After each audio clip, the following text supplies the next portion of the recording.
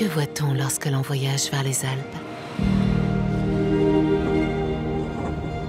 Les paysages de Savoie, de Haute-Savoie, la montagne bien sûr, ou son horizon dans les vallées, sa présence parfois muette, presque aveugle, partout sensible pourtant. Il y a des ciels, des cimes, du vert et le blanc de la neige, la roche et les gris possibles des nuages, du rose ou de l'or qui perce.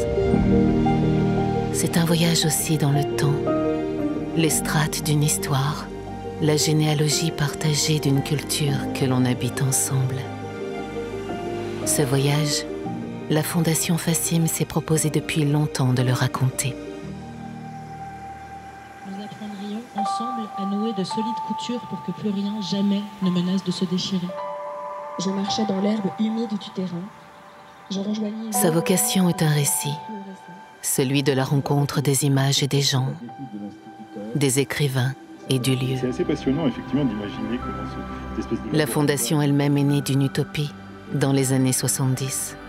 Il en reste quelque chose dans ce que sont aujourd'hui les rencontres littéraires de la Fassim.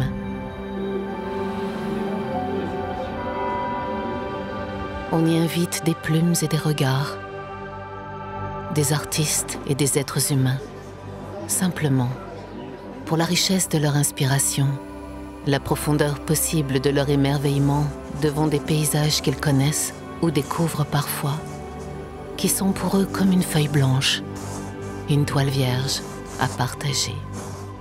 Notre aventure commune est un potlatch, don contre don. Nous sommes tous des garçons. Nous pratiquons une activité scientifique. Le symbolique, très bien. Il faut que tout le monde ait sa fleur, s'il vous plaît. Donc c'est pas normal. Ils sont comme nous. Ils sont comme vous. À cet instant, devant le silence des sommets ou la splendeur d'un lac. Nous leur donnons des images. Ils nous offrent en retour leur imaginaire. Des mots. D'autres images encore.